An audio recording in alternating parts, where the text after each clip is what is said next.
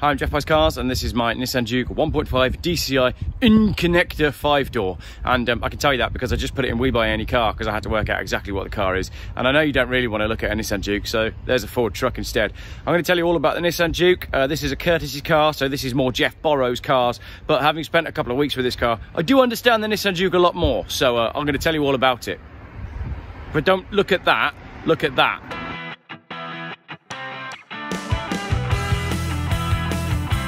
Right, are you ready for the quickest car review ever? One, because I've only got the amount of time it takes a 5-year-old to have his hair cut. And two, I know you guys don't like Nissan Jukes, so I'm not going to spend very long talking about it. But if you're thinking I'm going to tear the Nissan Juke to shreds, wait and see. It's a 1.5 diesel and it's got 3 driving modes. Normal, which as far as I can tell is normal mode, where the car kind of drives like a diesel car. Eco mode is like driving any other diesel car that you have experience with, like a Volvo turbo diesel, but that's in limp mode. So eco mode is limp mode, all right? Normal mode is okay around town, but then when you get out onto like A roads and motorways and stuff, you realize that normal mode, it doesn't really have anything normal about it. The throttle on this Nissan Juke is on and off. It doesn't have any other setting than on and off. It can give you some throttle and then you have to change gear. So each gear has only got a certain amount of go in it and then you have to change it to the next gear. Driving a Nissan Juke around town is fine. Driving it any sort of distance, it's horrible. It's absolutely horrible. This engine just feels like it's got power, but it's all in the wrong places. And if you drive it in eco mode, it's amazing because you get 1,000,000 miles to the gallon, but it's actually like driving in limp mode and there's 0 acceleration. And the acceleration that does happen only happens between here and here on the throttle because it might as well be a switch. And that was one long rant and I didn't give myself anywhere to edit or cut that video, so I might have to leave that whole thing in. Why is the ride so harsh? It's unacceptable for a car that is essentially a small family car to have such a harsh ride. There's a lot of road noise. I can feel every single bump. And that's coming from a man that has spent the weekend driving around in a lowered Volvo 850 BTCC touring car replica that's got the wrong springs on the back. Right, look at it from that angle and tell me it's a good looking car, because it's just not. From here, particularly if I raise the angle a little bit, what an awkward shape that is. This is a £10,000 car. So who's buying the Nissan Juke? I've worked this out. Having spent a couple of weeks with this car, I've worked it out. The Nissan Juke is basically like a loss leader for Nissan. You know how you have like shops and they have milk really cheap just to get you in the shop? The Nissan Juke is just to get you into either cars or into Nissan. Then they know that once they've got you, you'll need a bigger one, so you'll get a Qashqai. So the Nissan Juke is here to sell Qashqais. The steering's extremely light, there's far too many buttons on it, and then I've got a climate mode and a driving mode, which I can never work out when I get in, and I've got a sat-nav, which is pointless because I've already got one on my phone. So what I'm going to do now is I'm going to do a quick challenge with this and my Volvo 850, and I'm going to see which car is the fastest at working out how to change the audio from the front of the car to the back of the car, because when you've got children, that sort of stuff is important. On my Volvo 850, and I'll edit this clip in, you just go boop and you slide the audio into the back of the car and it cuts off the front speakers, which is brilliant if you've got kids and the kids are on Minecraft or whatever it is they're doing, watching Roblox songs and stuff that adults can't comprehend. In a Nissan Juke, right, without crashing the car, I have to go setup, then I have to go, hang on, audio was up there earlier on. Right, I have to turn the audio on. I have to turn the audio on, then I can go into setup with a dodgy touchscreen. Then I got to scroll down to, see what I mean? There's a small buttons and they're a pain in the bum. Then I got to click that little arrow. It's hard enough doing it whilst I'm just sat here idling, but on the motorway at 60 mile an hour, in, you know, a car with such a rough ride, that's horrible to use. Touch screen, man. Like, there was a moment when it was the future for about 5 minutes, and it was at that point then they should have realised that touchscreen is naff. If I was on a big road or going faster or on a motorway, which is normally when you have to do stuff like put the audio in the back because you're going on holiday, I would have crashed and we would all be dead. Brilliant. Why do you put touchscreen in the car? There's no need for that. And this is my beef with the Nissan Juke. All of the advancements that modern cars have don't make them any better at being actual cars. I don't need a phone on my dashboard. I have a phone. All I need is to be able to turn the heat down or turn the blowers off or change the audio. I don't need anything else. Same with my steering wheel. On my steering wheel here, I can do my cruise control, which is in completely the wrong place for cruise control. I can manage my phone, but where it is too down low and it's in the middle of the steering wheel and I can't, the buttons are tiny anyway. That's no good for anyone. I've got a source button. Why do I want to change the source for what I'm listening to off of the steering wheel when the head unit is there? I've then got a dial thing, I don't know what that does, and an info button, which I don't know what that does. That's put the radio on. Like, there's a big button there, just as I've said in my videos before. Give me a big knob. I just want a big knob. I don't want a freaking tiny touch screen. What is with that? I spend more time working on the sort of infotainment display on modern cars than they do on whether or not they're actually good at being a car. And it drives me mental. And this is why I have this theory that the early 2000s, mid 2000s was peak car. Because that was the point when cars got as good as they could possibly get. And after that, because cars were as good as they could possibly get, they just went, oh, we'll just work on the insides from now on. And we'll put more shit in the middle and on the steering wheel. Do you know how many buttons I've got on the steering wheel of my Volvo 850 touring car? 1, and it's a horn. Tell a lie, 2, because it's got 1 on each side. Do you know how many buttons I need on my Volvo 850 touring car? Only the horn. When did people who make cars start forgetting about the fact that cars are real life? Good.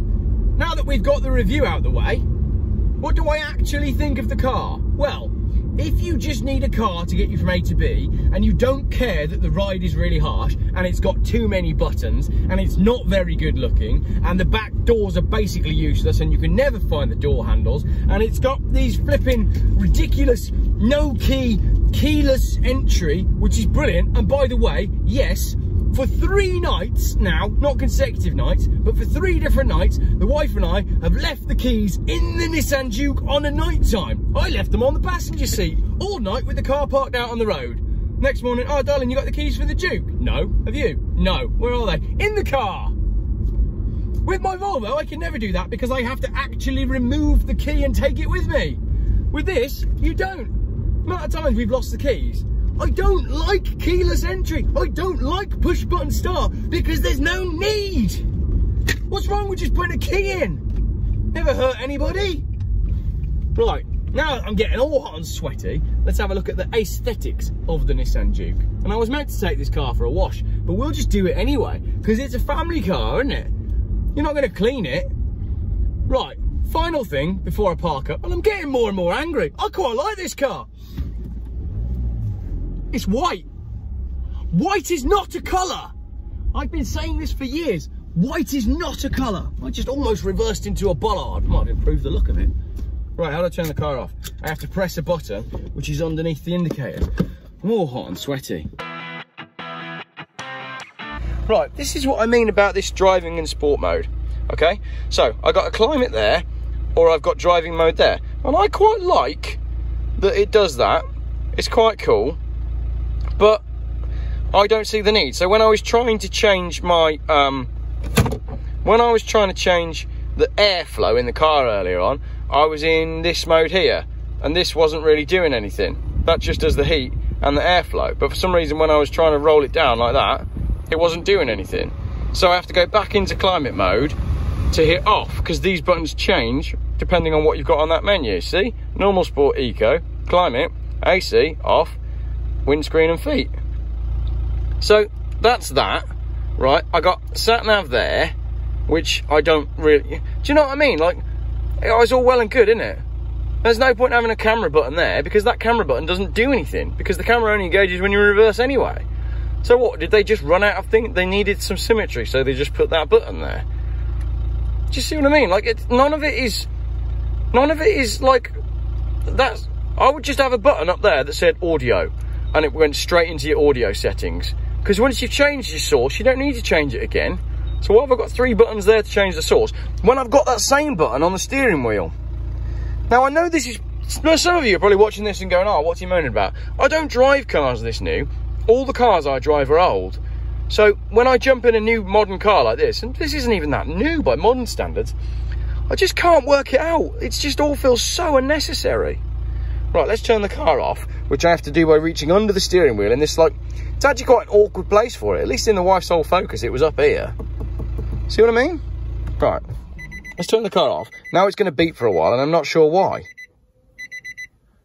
It's like an alarm clock. Is it time to get up yet? Right, I don't mind this interior. It's all right. I don't mind these seats. I find them quite comfortable. Door cards. I got one touch button on that window, but not these. What's the point in that? Is it really that hard? If you're putting soft touch, one touch down on that, why don't you just put them on all of them? You got kids in the back. It just would make sense if that was all there. I like these door handles, okay? So that you know, that's another point for the Juke. That's the thing that I do like. In the back, let's open the door. Oh no, let's not, because the handle's not there. Because they've put it up there because they've designed it in such a way that the back of the car is actually meant to look funky, which is just a huge compromise in every way. Because if you're an adult and you pull that door handle, right, the bit where your head needs to go is here. So you cannot get in and out of Juke without smacking your head on the inside there. So these are just, and there's enough headroom in here, don't get me wrong. It's about practicality. That's the poncho left over from the Pablo giveaway, which my 8-year-old has adopted because he loves wearing a poncho, which is quite funny. 215 55 17. Stop it. Oh, it's gone under the car. 215 55 17. But the ride on this car is so unbelievably harsh. I don't get it. Like, I keep going back and saying it. Why do people buy these cars? They're not even cheap. So it's not cheap and it's not good looking, but this early Juke is better looking than the one that's followed it. People sell you a £10,000 to £20,000 car because you don't want to spend a couple of grand repairing a car that was £5,000. And people forget the fact that £5,000 plus a couple of grand to fix it is still quite a lot less than 10, 15 or 20 grand. But that's how the classic car market works. That's how the car market works. Oh no, you got to buy a new car because they'll be more reliable. No, they won't. They'll probably be worse, because how many different things are there to go wrong in this car? Everything. Everything's electronic. All of that is electronic. The steering wheel, everything on there is electronic. In 10 years' time, that's all going to go wrong. More so than an old S-Class. Would I buy one? Yeah, if it was free. But I ran this one through We Buy Any Car and it came up at £8,000. The sticker in the back says £9,500. Now, what I'm going to do is just there, I'm going to flash a load of pictures of what I would do. I would buy one of them and I'll have cash left over. I'd buy one of them and I'll have cash left over. I'd buy one of them because why not? Because it's affordable. £9 and a bit grand for one of these. I'll tell you what I would buy if I wanted a sensible family car, an old Mercedes-Benz S-Class. We've had a much better time in that S-Class when we took it to Wales than we did in this when we took it to Bournemouth. There was more space, it was more comfortable, there was more usable equipment. Yes, it wasn't as good on fuel, but it was an S-Class Mercedes, and those are a couple of grand.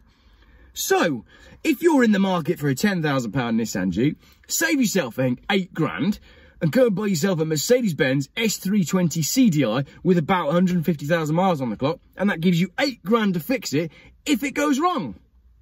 But don't go and buy a Mercedes-Benz S320 CDI when you can have the CLS.